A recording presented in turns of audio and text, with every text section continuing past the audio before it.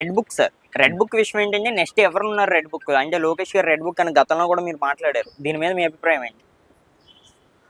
చట్టం తన పని తను చేసుకోబోతుంది. ఉమ్. ఇప్పుడు రెడ్ బుక్ మీరు తప్పు చేసే కాబట్టి రెడ్ బుక్ నిన్న కోర్టు చేయబట్టు పెట్టింది తెలుసా? ఉమ్. గారు కేసే ఫైల్ కాదు మిథున్ రెడ్డి మీద. అవునండి. నిన్న వాళ్ళు కోర్టుకు పోయారు, హైకోర్టుకు. ఉమ్. కేసే ఫైల్ కాదు, బెయిల్కి పోయారు. ఉమ్. అట్లుంటది. మీరు ఏం తప్పు చేయనప్పుడు ఎందుకు రెడ్ బుక్లో నా జ్ఞాపకం మా మతిమరుపు అనుకో, నేను ఏదో రాసుకుంటా రెడ్ బుక్లో, మీకెందుకు? ఆధారాలు తప్పు చేసినాడు, వీడు స్కామ్ చేసినాడు ఆధారాలు దొరికితే ఖచ్చితంగా అరెస్ట్, అంతే. దాంట్లో ఈ పేర్లు చెప్పేటన్నీ ఉన్నాయి, వాస్తవంగా ఉన్నాయి. ఇప్పుడు చూసుకుంటే రీసెంట్గా పోచాన్ కృష్ణమురళి గారు అరెస్ట్. ఆయన బయటికి పంపిస్తున్నారు. ఆయన లోపలికి వెళ్ళిన వారం రోజుల నుంచి మళ్ళీ బయటకు వస్తున్నారు బెయిల్ మీద, కానీ మళ్ళీ జైలు వేస్తున్నారు. ఎందుకని అన్ని చోట్ల అలా తిప్పుతున్నారు? కేసులు అట్లా అయినాయి. ఇది కేవలం రివెంజ్ అని కూడా మాట్లాడుతున్నారు. ఎంతవరకు కరెక్ట్? ఒక వ్యక్తి 4 సార్లు ఒక పని చేసిన పని నేను 4 సార్లు 10 సార్లు చేశానంటే ఆలోచన చేసి ఎవరు దోచింది వాళ్ళు మాట్లాడతారు. ఇప్పుడు వాడు మాట్లాడినప్పుడు దౌర్భాగ్యుడా, నువ్వు ఎట్లాగనేవరా, నీ అమ్మ ఏ జాతి అంటే ఊరికైనా నువ్వే ఒక చండాలుడు అనుకుందాం, నీ అమ్మని అంటే నువ్వు ఊరుకుంటావా? ఊరుకోమండి. ఇప్పుడు నేనే తప్పుడు ఒక పెద్ద గ్యాంగ్ లీడరు, నా తల్లిని అంటే ఒప్పుకోను, నా బిడ్డనంటే ఒప్పుకోను. అట్లా ఎవరికైనా ఉంటుంది. పవన్ కళ్యాణ్ మాట్లాడే మాట ఏం కూతలు కాదు. చంద్రబాబుడు మనమే చూస్తాం కదా, కళ్ళ నీళ్ళు పెట్టుకొని ఏడ్చి చంద్రబాబు. ఇప్పుడు అదొకటి. నెక్స్ట్ ఎవరు ఉన్నారంటే చాలా మంది మాట్లాడేది ఏమనగా, ఇప్పుడు మినిస్టర్లు అంటున్నారు. అంటే గతంలో ఉన్న స్పీకర్స్ ఎవరైతే ఉన్నారో, రోజా గారు అవ్వచ్చు, కొడాల నాని గారు అవ్వచ్చు, పేరు నాని గారు అవ్వచ్చు. పేరు నాని గారు కూడా రీసెంట్ గా మీడియా ముందు ఒక సవాల్ అయితే విసిరారు. మీకు దమ్ము ఉంటే నన్ను అరెస్ట్ చేయండి, మీరు నా మొన్న ఏదో డబ్బులు కట్టాడు, అది ఒక ఫాల్ట్ గా డబ్బు కట్టాడు, దొరికిపోయాడు. ఎవరు? పేరుని నాని వాళ్ళ భార్య పేరు మీద గోడౌన్ మీద ఏదో అమ్మిస్తారు, అది తప్పుడు నివేదికలు, దాంట్లో డబ్బు కట్టి ఇరుక్కున్నాడు అనే ఒక వార్త. సరే, ఆ నివేదికలు కరెక్ట్ గా చట్టానికి కావాల్సిన ఆధారం దొరికినప్పుడు ఖచ్చితంగా ఎఫ్ఐఆర్. దాంట్లో రోజా కాదు, రోజా కొమ్ములు ఏం రాలేదు, నానికి ఏం రాదు, ఎక్కడి అన్నీ ఇరిగిపోతాయి. చట్టం చేయాలి. ఎందుకంటే నేను కూడా చేయాలనేది అంటే రాబోయే తరంలో మీలాంటి యువతకు ఏం సందేశం ఇస్తున్నారు? తప్పు చేయాలంటే వాడు 10 సార్లు ఆలోచన చేయాలి.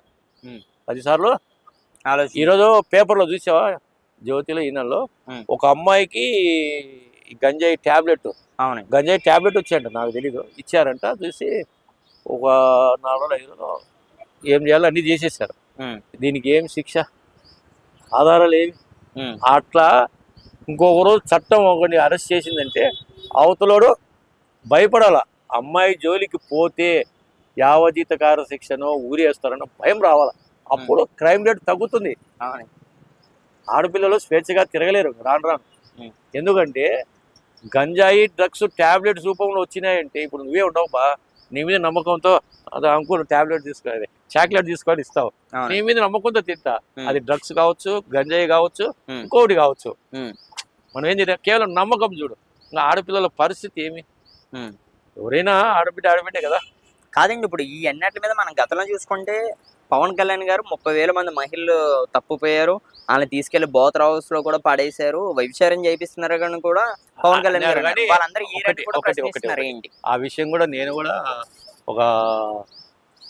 ఒక పెద్ద మనిషితోనే మాట్లాడా. అయ్యా ఎంత మటుకు దీనికి ప్రూఫ్స్ ఉన్నాయా? ఎవరైతే చెప్పారో అతనికి ప్రూఫ్ చూపించాలా. మరి ప్రూఫ్ చూపించలేదు, మరి అప్పుడు ఎందుకని ఇంత పెద్ద మాట అన్నారు కూడా అది మనకైతే క్లారిటీ లేదు. అది ఆ రోజు అన్నారు. ఇంకోటి ఈ మధ్య 3-4 రోజుల నుంచి సీజ్ ద షిప్ పోర్ట్, అది కూడా లేదు కదా. ఇప్పుడు షిప్ చేసిన షిప్ ఇప్పుడు కాకినాడ పోర్ట్ లోనే ఇంకా తిరుగుతుంది. నాకు తెలిసిన ప్రకారం వెళ్ళిపోయినాయి. ఆ సీజ్ అయినట్టు ఫస్ట్ లో అయినట్టే వెళ్ళిపోయినాయి. అక్కడ ఏదో జంతరమంతా జరిగింది. అంటే పవన్ కళ్యాణ్ కూడా తప్పు చేశాడు, నాదెండ్ల మనోహర్ తప్పు చేశాడు. ఇప్పుడు పవన్ కళ్యాణ్ తప్పు చేసినాడు అని చంద్రబాబు తెలిసినా పోగొట్టుకోలేని పరిస్థితులు అడ్జస్ట్ అయిపోయింటాడు అని నేను అనుకుంటున్నాను.